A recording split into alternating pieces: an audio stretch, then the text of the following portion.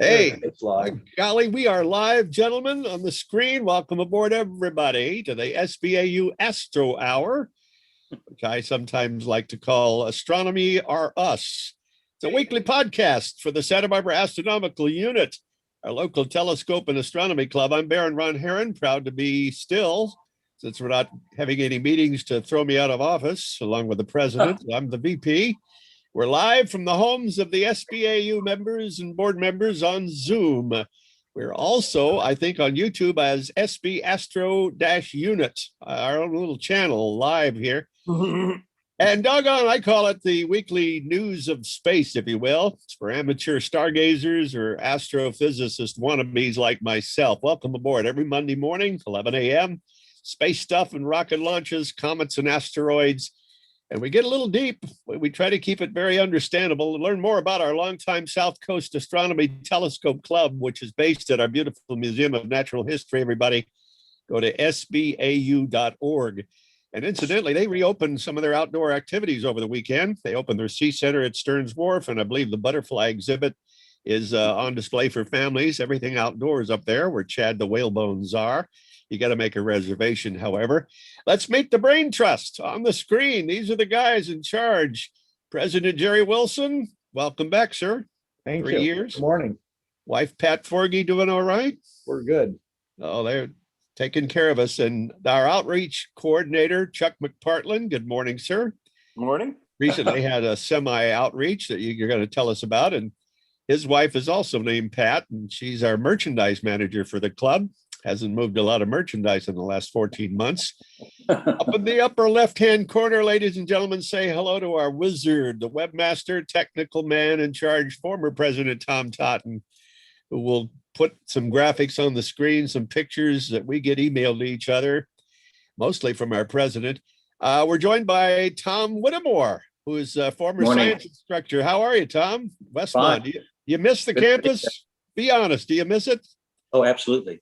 Do you really? I miss the contact with students that, Well, are you going back?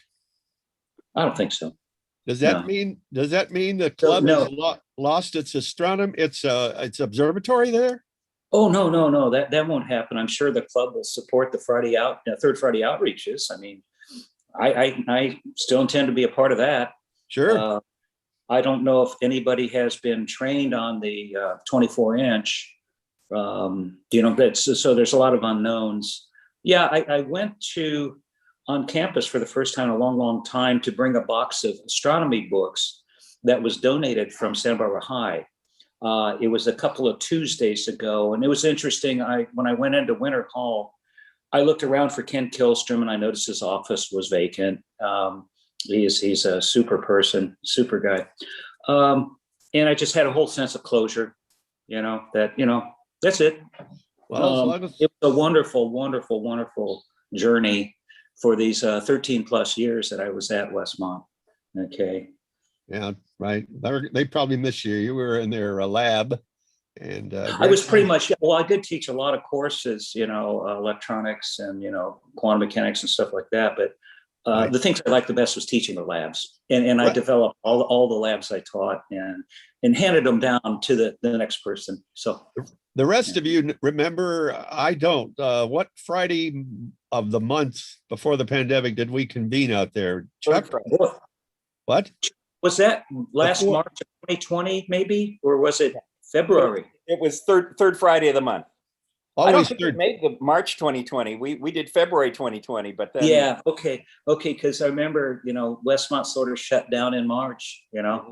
Right.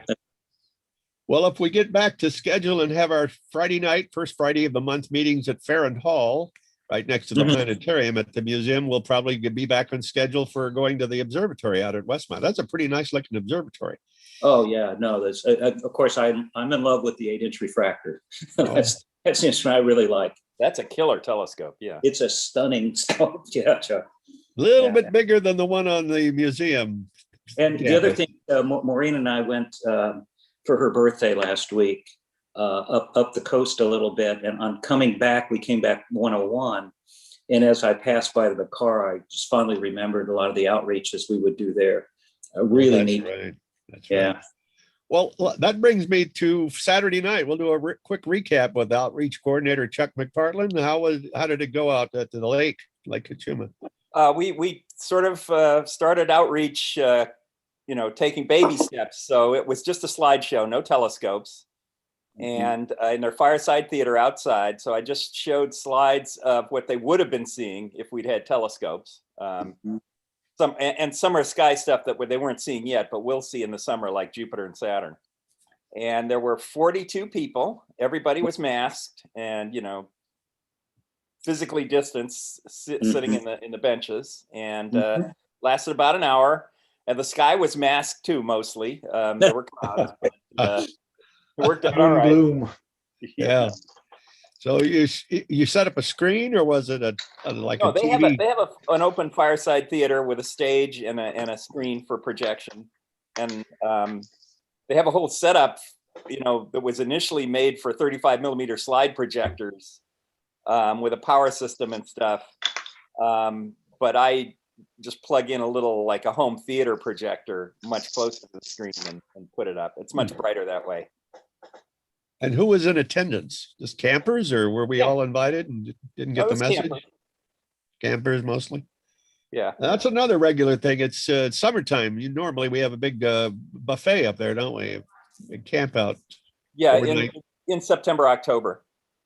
Okay. Wow, there's Pat. Is that Pat in the background? Yeah. Standing on my shoulder. This medium just blows me away, this Zoom. I kid you not. Yeah. Listen, I thought your transporter. Our Just- dog I'm sorry. Wally. I'm sorry. Each of see you repeat separately. What did you say, Whittemore? I didn't get it. Oh, I was just saying, you can't see him, but little Wally is right behind me. He just had a great 1 hour of chasing ball. Oh, Wally is your dog? Yeah, sweet little dog. How about your setter, Jerry? It's not a L. Look who's joining us as I Yeah, talk to Bruce. Jerry.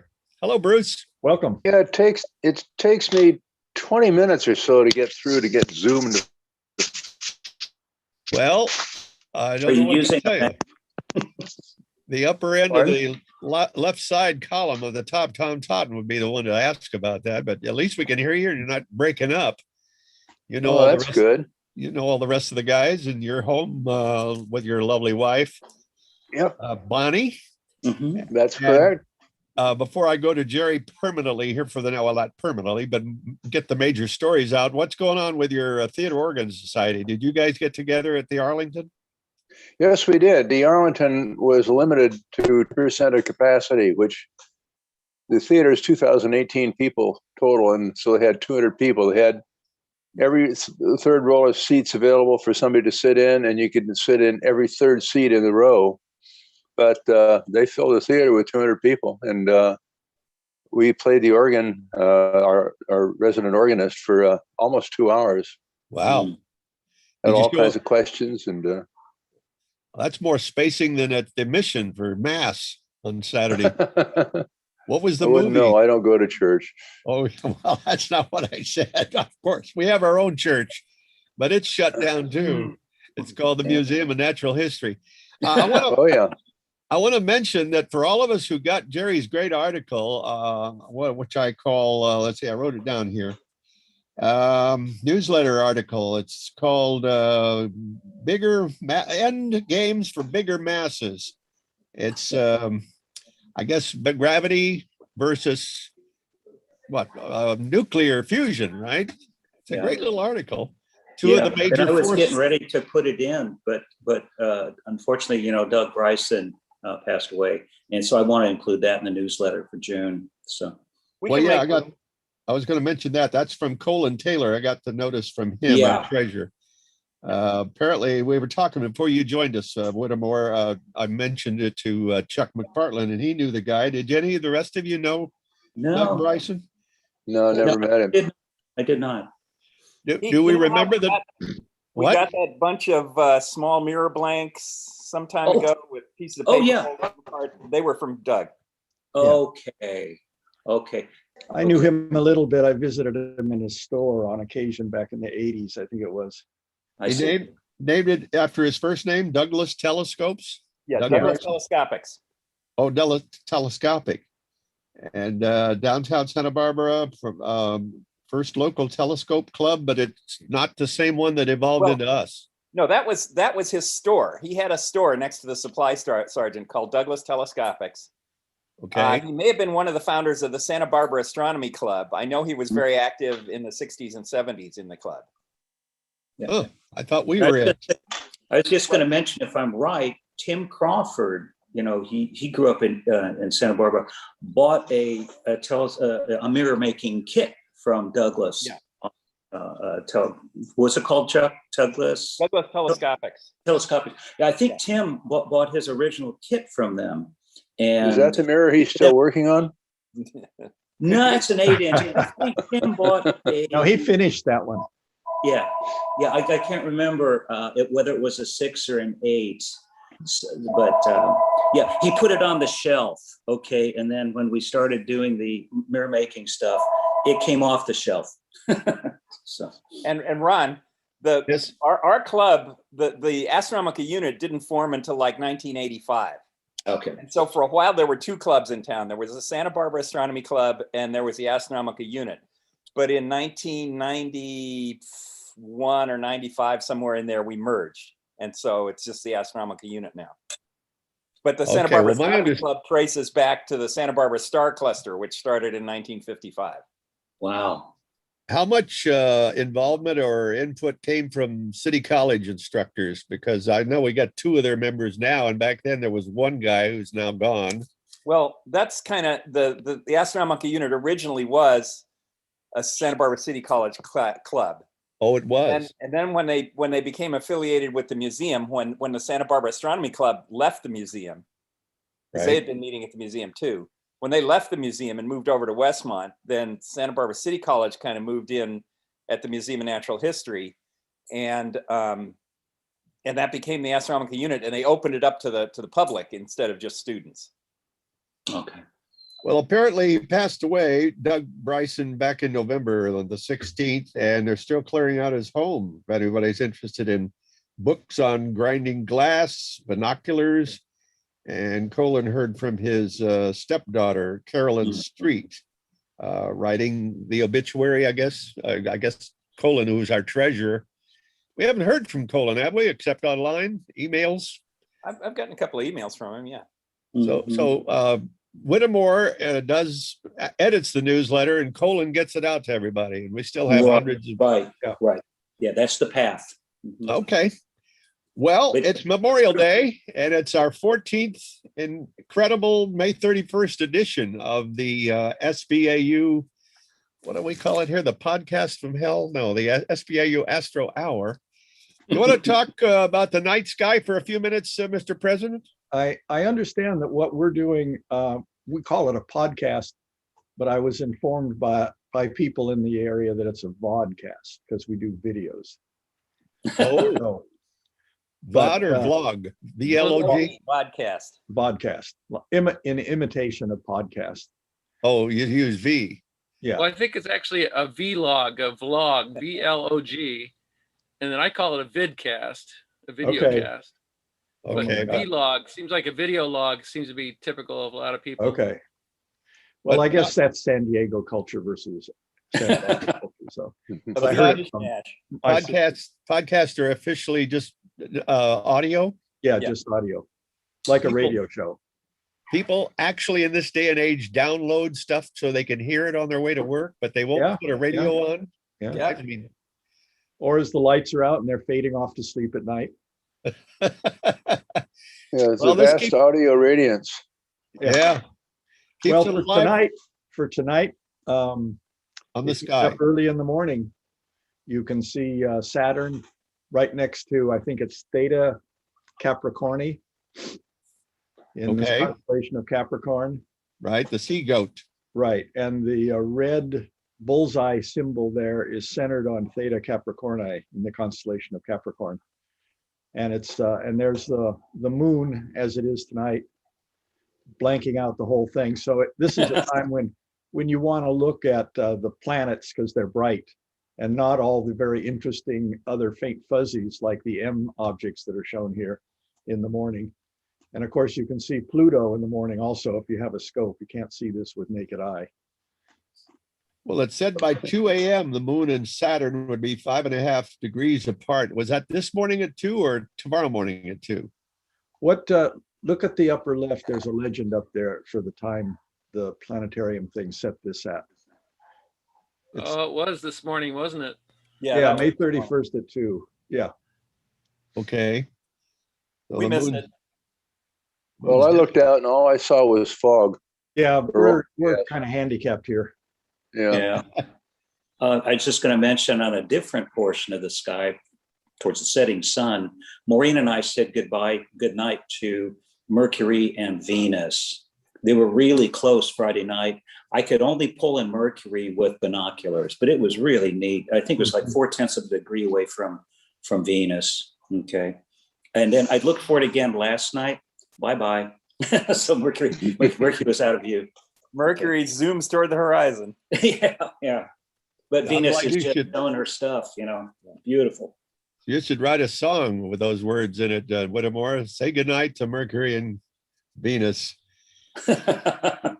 All right, and then Jupiter is just east of Saturn in the Aquarian, water bearer side of the sky. I'm not sure if that's tonight or this morning, but Well, that's gonna change slowly. So yeah, that should still be true. Yeah, Jupiter's nice and bright. It's easy to see. Yeah. When you don't have overcast. along with its 4 big moons. Yeah. Now, the reason this showed up in the Times is that the events this week is that there's a lot of moon activity. As you can see, the clip I've got here is right at the peak time mentioned in the article. And it's got Io, Europa, Callisto, and Ganymede spanning Jupiter. And this is just, I think the stuff is outlined a little bit in the talking points. Yes. Dark shadows go back and forth as different planets transit the disk and get eclipsed. So it should be around 2 o'clock, 11 o'clock p.m. tonight to 1:42 a.m. If you But watch, you Jupiter can see- doesn't rise for us until 2 a.m. So Yeah. So, yeah, these are events that happen somewhere on the globe, but not for us. Those 4 markers are not moons that are going around Jupiter right now on the screen. That's not what it looks like. Oh, that wasn't the, yeah, that there's a wasn't the difference. graphic I sent. Could you show the one I sent? Yeah, I'm looking for it. Okay, Can we ever see any other of the moons besides those 4? sure. If you Oh, got a sure. big enough scope. if you have a big enough scope, they're much fainter. Or you're a satellite. But these are the 4 that Galileo saw, right? Mhm, mhm. Okay. And they moved. The Mediterranean stars. Well, that's what got him excommunicated from the church. Yeah, the poor guy, he was on house arrest for a long time, had to turn in Yeah. his scope. There, you got it. Are we down to it? Can you enlarge that? Yeah. Yeah, There it this is. This is from a planetarium program, and it shows the Io, Europa, Callisto, and Ganymede as they span Jupiter in the middle of that activity with all the moons transiting and shadowing the planet. But we can't see what's going on an Io from a telescope, can we? All those little blasts of volcanic. You can see Same with Hubble. Can you? You can see surface detail on the moons with fairly large amateur scopes. Wow. It's the most innermost, right? And that's why it's the most volatile and it's The being closest squeezed. to Jupiter, Yeah. I The believe it closest is. to the big but- 4. You what?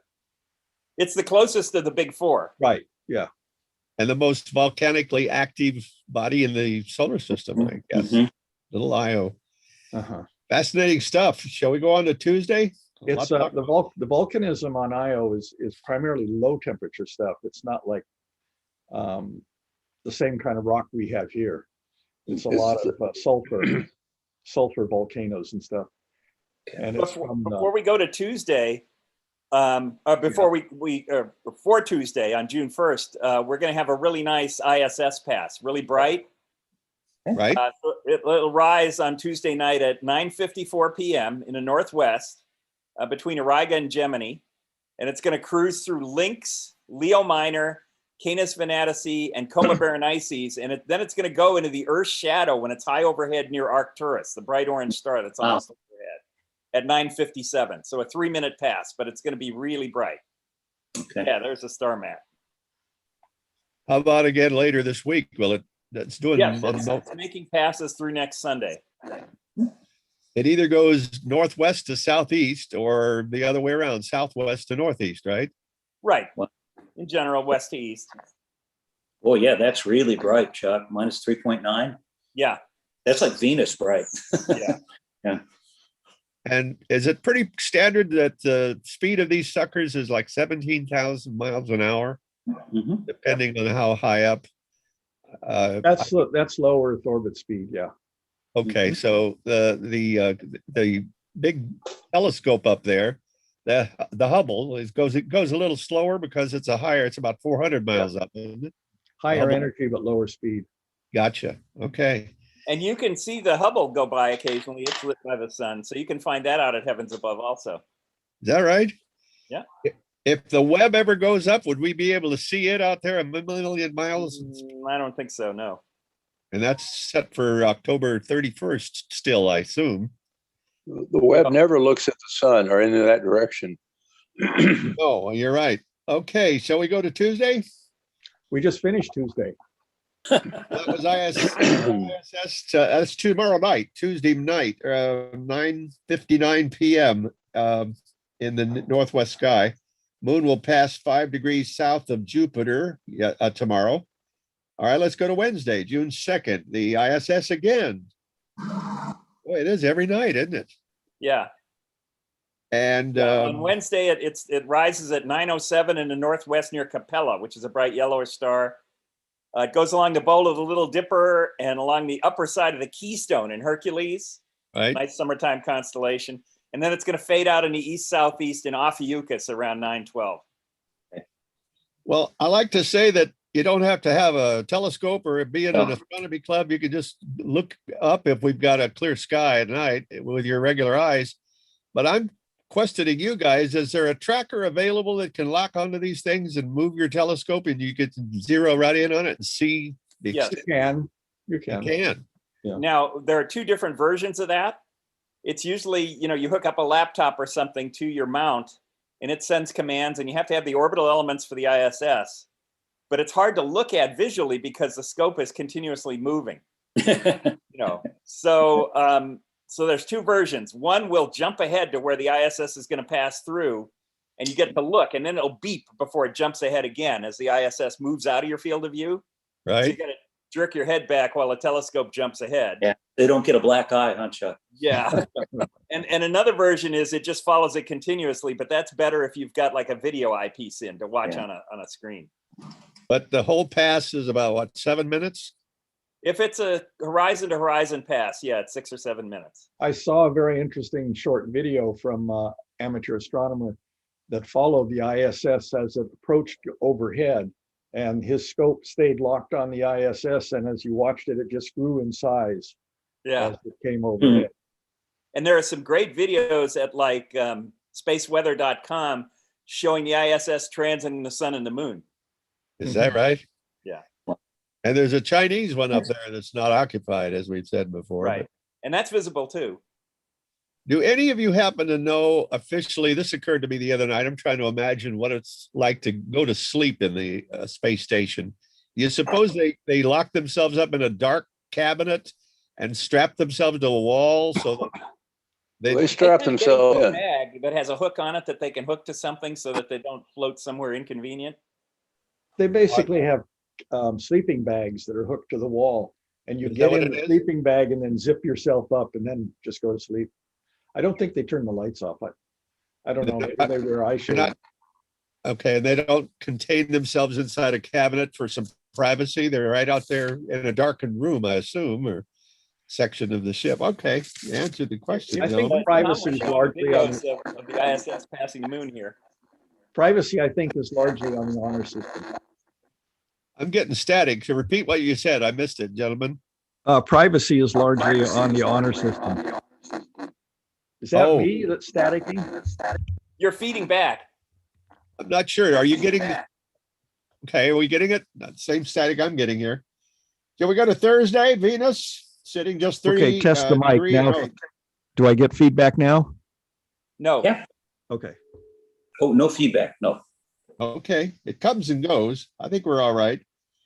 Open cluster M35 is near Gemini on Thursday, June 3rd. Venus sitting just 30, is it degrees? No, what's the little asterisk mean in the Minutes, what?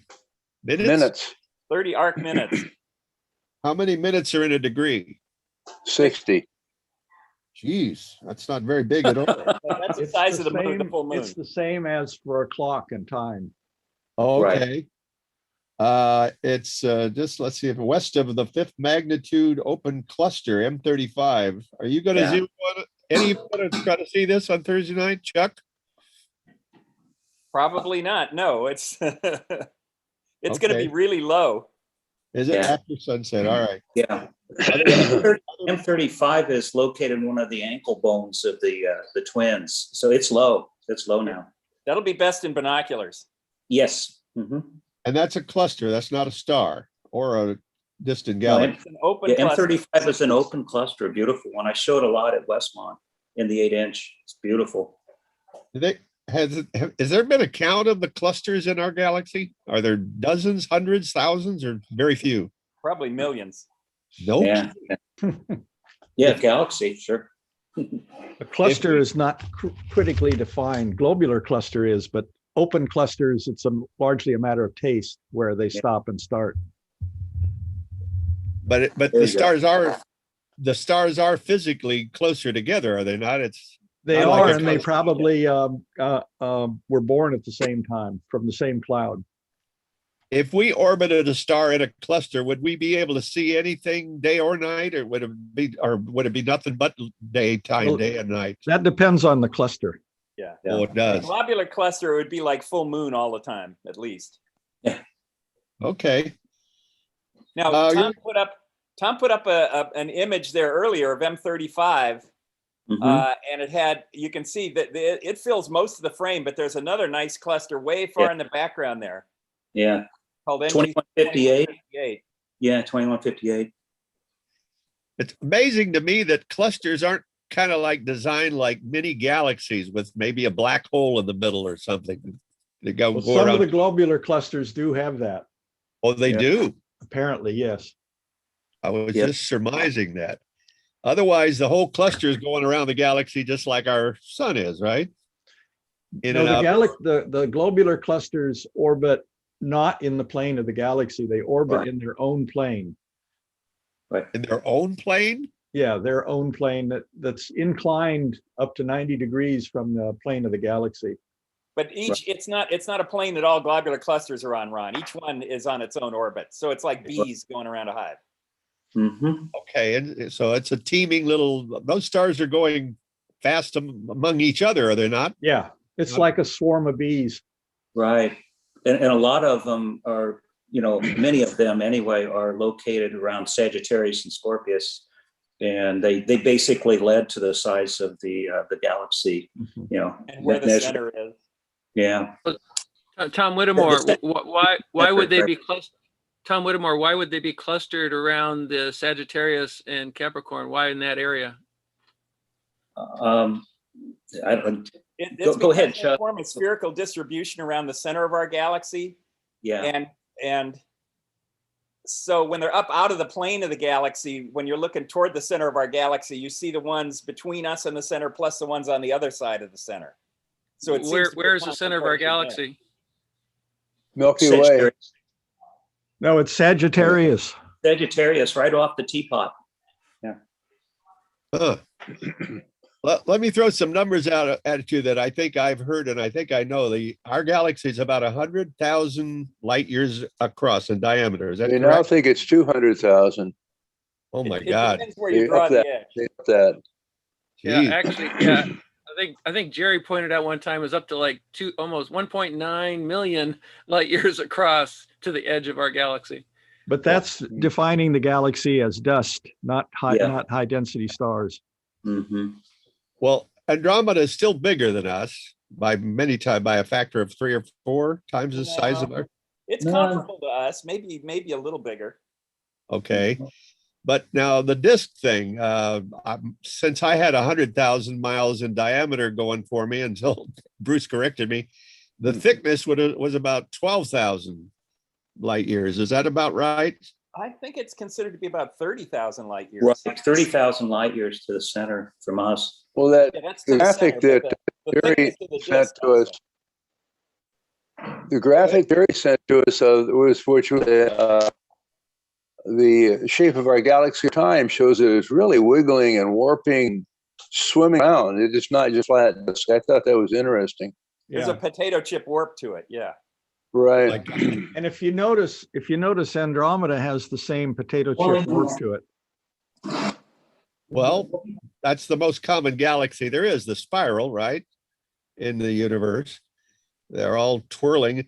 It's easy to tell which way any galaxy is moving too, isn't it? Just by the shape, by the way the arms go. If they're trailing back, then it's going the opposite. Really? Nope. They could be going counter to. Good try, but no cigar. Yeah. That's what brings dark matter to the picture, because that doesn't follow what you're just talking about. Huh. Okay. We don't have a good idea what causes the arms, but it seems to be like a traffic jam feature. So it's dependent on mass distribution and any kind of shocks the galaxy has had from mergers. So you can't really say which way it's rotating just by looking at the way the arms curve. Wow. Well, look at that graphic on this. Is that what the galaxy's doing? The old Milky Way is. It looks like a undersea manta ray in heat. Yeah. Well, it's in slow motion because it takes a long time to do what we're seeing, though, doesn't it? Yes. Well, you notice they're rotating the axis there, so it's not like it's moving. It's like we're moving around as we look at it. Yeah. This is a hypothesis of how it may move. And having a bar in the center, there are barred galaxies, which is an extended, long, if you will, center. Yeah, and that one looks like a barred galaxy. And that's what we are. Yeah, it says Via Lactea, so that's Milky Way. Mm-hmm. And we're sort of looking down on it now. That wouldn't be turning clockwise because of the way the arms are going. It could be going counterclockwise. It could be. That could be. That's crazy. It seems to me the arms would turn in the other direction.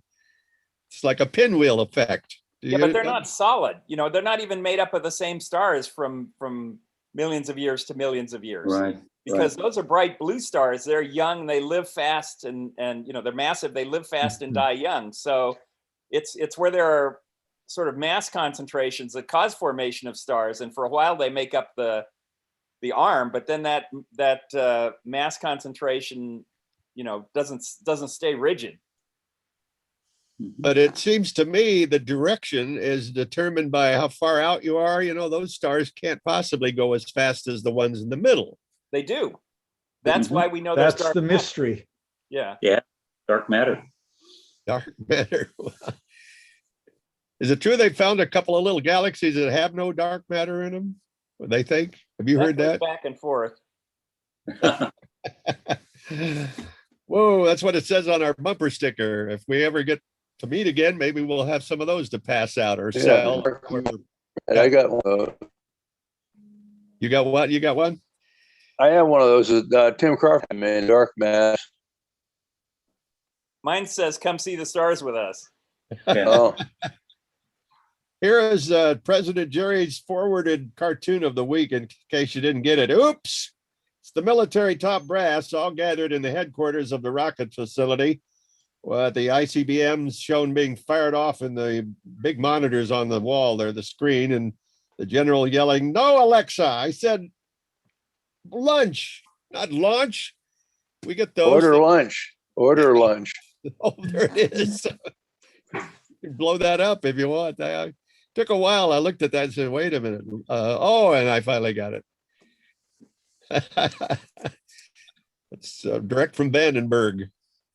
Keep testing those ICBMs. We don't really give those particular events out, do we? Because they do so many of them. 2 or 3 times a year, there's an ICBM. It's the deltas, the science. Well, a lot of them are secret.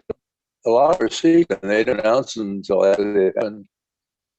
Yeah, it's always a 6-hour window between midnight and 6 a.m. somewhere in there, but it's those other ones that are still up there. Okay, well, now Friday, June the 4th, brings us to our featured variable star of the month.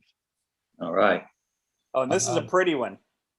Yeah, Let's see if I've got that on here. Is it the Ring Nebula? No, La Superba. Oh, wow. Okay, you're going to have to In, carry on because Kenetisi. it's not the constellation Lyra, high in the morning. So the variable star of the week, who chooses those, Jerry? Is that you or? Astronomy magazine. Okay, And it's of the month. Yeah. of the month. So Yeah, this so is what, you've noticed we've had one each month. okay, so you So want if you look, every, if you look at the Finder chart I included, around 10 o'clock at night, you can see the variable star is highlighted with the red bullseye pattern. Keep going, Tom, you'll get to it. Well, this is one, but he just doesn't have the bullseye. Oh, It's okay. marked with the Y there.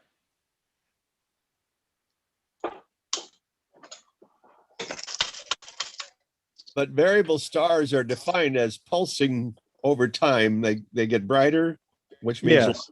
They change brightness. It could be from pulsing. It could be from stuff passing between them and us, like clouds of dust. okay, but not all stars do that. Some of them are steady, like our sun, thank God. Right. Yeah. And So then, this, as you said, more than half the stars, as we've learned, are binaries. So that means one of them might be a variable. now this Yeah. is a star that is it's a small star. It's toward the end of its life. It is become a white dwarf. It, No, not Icarium Venaticorum. It's a red giant. oh, excuse me. Yeah. I've got mine in order of the charts I sent, and Tom's not following the order of the charts, so it throws me a little off. So this is a red supergiant. It's a carbon star. It's stopped its growth at carbon, and it's what is it? The period is 157 days. Mm-hmm. And it goes, as you can see, I've got a picture of it showing the color against the background sky and the neighboring sky. So you can pick it out pretty easily in your eyepiece because it's very different from the rest of the stars around. And then we have the light curve for it. And when we, Tom, could you go to the light there? So the when stars are measured for their photometry nowadays, they do RGB, which is what their variability is in red light, green light, and blue light. And you can see that in these different curves here. You can see it's brighter in red than it is in blue and green. And you can also see its apparent visual magnitude in the dark lines. So it does have a certain variability to it. It's a very interesting and unusual star. Tom, could you go to the one that shows the star in the field of stars? Oops, there it is. Yeah, that one. See, this is what you'll see in the scope, and it's a distinctive color. It'll be easy to pick out. And up in the Finder chart, could you go to that one too? On the not that Finder chart, the other one that has the dark sky. I have to get to that one. This one, when it's near the bottom of its light curve and it's dim, it actually emphasizes the red. So it's really spectacularly red. Right. First guard also very red. You're really breaking up, Bruce. Yeah. Purple garnet is also very red. Yeah, Bruce, you're breaking up. Jerry, Yeah. this is the star chart. No, there's a star chart. It's got a legend in the upper left, and it's got a legend for the star in the right far end. Oh yeah, I see what you're talking about. Hold on. Huh. What's the difference between red dwarfs as far as temperature or makeup and a red giant? They're Yeah, both red. this is the star chart, and you can see the star is actually located in the, I prefer the star charts that show the sky is that you actually might find it. And so up here is the handle of the Big Dipper, and you can see that it's not too far, sort of an equilateral triangle between this and M109 over there at the, that's actually a star down there, not M109, but so that's a good way to find it. So And this, the star is known as, in the reference, it's called La Superba, but it has a zillion, because there's a zillion different star catalogs. It has a wide range of numbers. The most easy to find one is the second item on the right-hand legend. Other ID is HIP 62223. That's the most common reference to it that I found. So if you have a variable star cataloged, that's where you'll find it. And Oh, Ron, so- your question about red dwarfs and red giants, their surface temperatures are very similar. That's why they both show up red. Yeah, okay, so they're not as volatile as the blue ones. Blue is, Well, they're not blues as are hot. very, very hot. so you'll this never have one- a, you'll never have a blue giant? Yes. You have blue Yeah. giants. I mean, there are stars out there supposedly that would encompass our whole solar system. I understand they're that big, and our sun would be nothing, a little piece This of sand. this one would encompass our solar system out to Mars, as I recall. Is that right? Yeah, Does this mean they're on their last legs? They're heading toward a. this one is, it's cooling off on its own energy. It's stopped its fusion. Wow. Do you suppose there might be a solar system inside that it gobbled up a long time ago and it was the size of our Very sun? possibly. Although Possibly. probably not in pristine form. Yeah, But now that I understand this is a monthly thing, is this the star we're going to be talking about every week through June? no, we talk about it this week, and then in what is it, the start of July, we'll talk about another one. Oh, I swear we've been having a giant star, a red giant every week. Well, we can do that, red giant of the week. Oh, Well, are the they, Muse 5 was Garnet's a super red giant. You broke up, Bruce. We couldn't hear Yeah. that. Huh. Like an alien being from a dying planet. I wrote all that stuff down and I can't find it here. I started with Ring Nebula M57. Maybe that's the one. Formed by gas blown off by an aging sun-like star, Arturo 61. Is that the one we're talking Okay, about? next, Gentlemen, what? Yeah, that's next up. That's in Lyra. we Mhm. lost Jerry. Yeah, apparently. Well, he'll come Let me back. check out and check back in. Oh, okay. And Bruce, you might want to do the same thing, see if your mic works better. This, I don't this know. I is, keep pushing the up button. Does it sound? Ron, this Okay. is the end stage in life of a low mass star like our sun. So as they use up the hydrogen in their core, they start to sputter and they poof off their outer layers. They kind of burp them off. And then the core collapses until it starts fusing helium and it becomes really hot and it gives off ultraviolet light and makes the stuff it burped off fluoresce. Okay.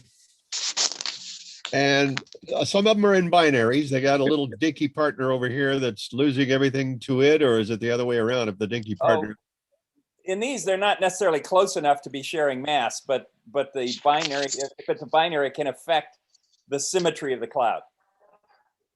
okay. But if it's a red giant and it's variable, how much smaller does it get when it starts to pulsate back and forth? This isn't a red giant, and this isn't a pulsating star. This is a white dwarf, which is the end stage in life of a low mass star like our sun.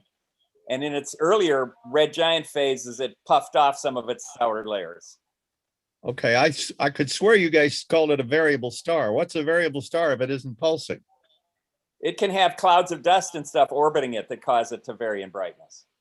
Do you guys lose it in your telescope sometime? Don't see it at all, and then it comes back bright as all get out? On some variables, yes, but this has nothing to do with the Ring Nebula. Oh, okay, gotcha. All right. What was that all about? Let me talk to Jerry just a second here. Jerry, check for the stop video down at the lower left-hand corner and see if the stop video is clicked. We can see your name on the screen. Can we Can hear you him? hear us? It says Zoom is unable to detect a camera, so apparently my camera's acting up. Okay. But you Well, can we can hear hear me. you I'll talk- we- still pipe in. Yeah, Okay. that's good. Okay. Well, you guys bought me a great little camera mic combo for $30. I think if we took up a collection right now, everybody put in 5, we'll buy you one. We all had them because of course, I'm close up. And that's interesting stuff. I got to tell you, I wish I could follow along on all of it. Do you want to talk about Ring Nebula and Constellation Lyra, gentlemen? In the next quarter hour? It's one of the big outreach targets we have because it looks like a little powdered donut or like a Cheerio. Okay. And it's about a light year across. All right. You can see there green from fluorescing oxygen. There's red from fluorescing nitrogen. There's pink from fluorescing hydrogen. There's yellow from fluorescing sulfur. So you can take a spectrum and get what elements are being poofed off. Yeah. What their temperature is. Now let's go to the finder chart again for that one. Okay. Are we looking at a expended star that it blew up? Yeah. Well, it threw off its outer atmosphere. Okay. So that's what a nebula is by definition. Yeah. Well, no, nebula just means cloud. So there can be Oh. emission nebulae where stars are forming. Tom, I mean the finder chart that looks like the sky with a black background. Oh, okay. That's a different one. You're awesome anyway, Totten. I got to tell you, I don't know how you do it. Yeah. And throw in a question from time to time while doing all this. There This we go. is what M57 looks like in an amateur telescope, but it's not Except the without the finder color. chart. That's a good amateur telescope. Yeah, this is like the Malencam image that you'd see Yeah, when we have an outreach. Yeah. This is Although a little better. yeah. And This that's is what raw images of it look like. And If it's you go to- I think I've seen in Joe Doyle's 18-inch telescope. It seemed like you pick up color in a scope that big. What do you think? Yeah. Right. Oh, yeah. Yeah. Oh yeah, you do. Yeah, This is could a you bright go- object. So Could you go to the finder scope on that, Tom? The finder The chart? finder, the chart. So Yeah. This one. Not that one, the one with the black background. This one. the No, one with a sky, like from Stellarium. Oh, let's see. Where'd that go? oh, there's the eclipse. We didn't talk about the There we eclipse. go. This one. Here. Yeah. yeah. Now you see M57, I didn't highlight it because it would obscure everything, but it's in the upper middle. And you can see the parallelogram that represents Lyra hanging down from Vega up there. And right between the bottom two stars of the parallelogram, that's where M57 is. Now, when you scan that area, depending on your scope, small enough scope, it'll look just like a star. So you have to spot a star that doesn't quite look like the other stars. I find it a very difficult object to pick up visually in a finder scope. Really? So, and then if you go down to the next picture, which is the one Tom showed of what it looks like in an amateur scope, that's what you can expect to see, but not quite so vivid as this show. That pic, not that, no. There, nope. There we There. go. This is, yeah, you can just pick out the center star in that one. And that's a 14th magnitude star. So if you're looking at this with a 6-inch or less telescope diameter, then you won't see that star because the limiting magnitude under clear skies for a 6-inch is 13th magnitude. So it takes about a 16 or 18-inch scope to be able to see that central star with any kind of clarity. And the final picture of the Ring Nebula is taken with the Hubble Space Telescope, which is one of the best pictures ever taken of it. Yeah. Really? And that's the 57th item that astronomer Mr. Messier discovered in his Yeah, plotting. that he chose to list. 56 right before it was Cygnus, right? The Swan's Head nearby? No, the Swan's Head is Alberio. Oh, Beta Cygni is Alberio, the star. Yeah, 56 is a small, I think, globular. Yeah, that's right, Chuck. I'm gonna have to reread your notes because I wrote down neighbor Cygnus, CYGNUS, the Swan's Head, M56. Oh yeah, you find it by going to that. Oh, is that how that works? But not this object. There was Okay, another object we were looking at. and it looks fuzzy in telescopes. All right. But is this easy to find in the night sky these days? Forgetting the fog? You mean the Ring Nebula? Yeah. Oh, It's rising pretty late. Yeah, it'll be easier in the fall. All right. That's a good time of year to Okay. go out, and maybe we'll be back out on that little walkway up past our observatory. Yeah, I July, don't think August, we, it's I a don't big think we part have of enough our- time to go through end games for bigger masses. We can do that next week. But Please. we do have Mike Chibnick and Bruce Murdoch have sent in pictures of last week's lunar eclipse. And so we Yes. have one from Mike Chibnick and then a collage that Bruce has put together for us. Chuck is being devoured now by a. Yeah. I see that. A large feline alien. Yeah. Yeah, Mike, he lives up in Rio Vista near San Francisco. He took this picture. Well, now is that full coverage or is that just partial eclipse? It's not totally covered, is it? The right. It was a partial eclipse. Well, Oh, no, this was a total eclipse, Hmm. but it was in the edge of the umbra, so one side looks brighter. So depending on the amount of time you expose for it, could look quite bright. It could look partial here. When the moon is closer Chuck to and it. I have a semantic difference on what total eclipse is. Yeah. Okay, and Well, the I got next some. one, and the Okay. next one is the collage by Bruce. Good job, Bruce. Yeah. Oh, yeah, all of them in a row, start Yeah. to finish. Um, Ben, keep- Like a flower Mike- area. Mike sent a similar set of pictures, but they weren't all in one picture, and I didn't have the time to put them together in a collage. Huh. Well, at the top, you see the Earth coming in from the left in the third or fourth moon. And then it seems to have totally obliterated at the beginning of this middle row, but Yeah. it really totally shuts it all off. It becomes just a blood moon, doesn't it? Yeah, you Darker. open your camera up to accept dimmer light, and that's when you start seeing the color. Yeah. Okay, so we know the moon's there. Is there ever a full eclipse where the moon just totally goes black like a black hole? There's something called the Danjon scale that measures the brightness or darkness of the moon, and it depends on what our atmosphere is doing. Because what we're seeing there is the glow from our sunrises and sunsets. The blue light's been scattered out of it. So if Okay. you have very little particulate matter in our atmosphere, you can get very dark total eclipses. Okay, Now, Bruce apparently has a very powerful telescope able to pick up eucalyptus trees on the moon. Yeah. Well, that was the last frame. okay, Bruce, that was good. And Chip Nick, is he a member that I have not met yet? Yeah, you met him. Oh, I did. Yeah, he used to be president of the Ventura Astronomy Club. Oh, did And then he come up- was with us for several years. Oh, yeah. Here's a picture from a flat earther of the lunar eclipse. Okay, beautiful lunar eclipse. Now, as a follow-up, there's a solar eclipse, but we won't be able to see it in this coming month, isn't there? Right, on June 10th. But it's Okay. visible mainly in the Arctic. The East Coast will get partial eclipse. The Arctic. Yeah. Mhm.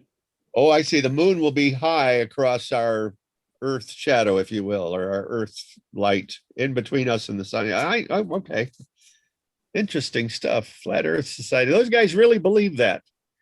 I saw. Oh, I don't think they do. I knew a guy in high school that claimed the Earth was flat, and I know him very well, and it was total tongue in cheek, but he never broke cover. He never broke his character. Well, you should have seen this interview. The guy swears up and down it's true. He says he looks at the horizon and it's flat. It doesn't curve. He doesn't see the curve. Mine's not flat. Mine's bumpy. However, with all those bumps and mountains, they say if you blew up a cue ball of the size of the Earth, it would have more higher mountains on it, believe it or not, than our Earth, for what that's worth. We're kind of down to the wire. We got what, 5 minutes? It's Memorial Day, edition 2021, episode 14. We've done 14 of these suckers, and we're weeding out all our problems. I did want to add by the way, for future reference, I listed the Greek alphabet here. Oh, It's referred to in the text a lot, and so there will be a test later. So all you have to do is remember the uppercase and lowercase symbol and the name, and then you'll be able to read most of our charts. we should start an old man's fraternity. Ex-college people and put a couple of those symbols I've never seen in my life on there. It's amazing. Hazing we don't do though. Oh, there it is. Can you blow it up and we can read it? Wow. All right. It's a picture. Yeah, Is that about the same number of letters? 26? I think that's slightly 24. less. 24. Oh, it's 24. Yeah. We have a couple of that we can do without, like Q, which is not just a Now version. these are commonly used in astronomy and physics a Right. lot. Oh, they are. Mathematics has used these up and more, and they're starting through the Hebrew alphabet. Right. The symbol for infinity is Aleph, and they have a different subsets of Aleph. They have Aleph null and a whole bunch of other descriptors for different types of infinity. And infinite sets, yeah. Yeah, but Right. I won't, infinite sets. And I won't go into detail on that because I've forgotten all the detail from when I took that class. Well, where did we get this sideways 8 to mean infinity? Where isn't that Greek? That's a whole different story, but that's not in anyone's alphabet.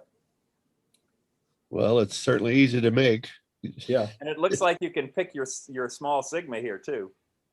Oh, which one is that? That's amazing.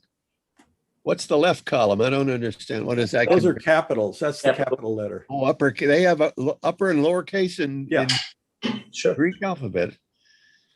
So did they write with this stuff? Yeah, Yeah. you can, if you learn this alphabet, you can at least sound out inscriptions on ancient stones. Okay. And there's no My influence. mother was a language major at the University of Iowa, and she spoke ancient Greek. Okay. Also very religious. She read the Bible in original Greek. And there's nothing, it has nothing to do with Latin. There's nothing in kin. They don't have anything in common. I believe that I'm not an expert in the languages. I don't know if they're this. I think they're different language groups. Yeah, they're quite different. Yeah. Oh yeah, I've always wondered, whoever came up with the letters and passed them out to the different European countries. Here, Right. These are yours. France, you get all the vowels. Czechoslovakia gets none, yeah. Exactly. Germany heavy on the K's and C's.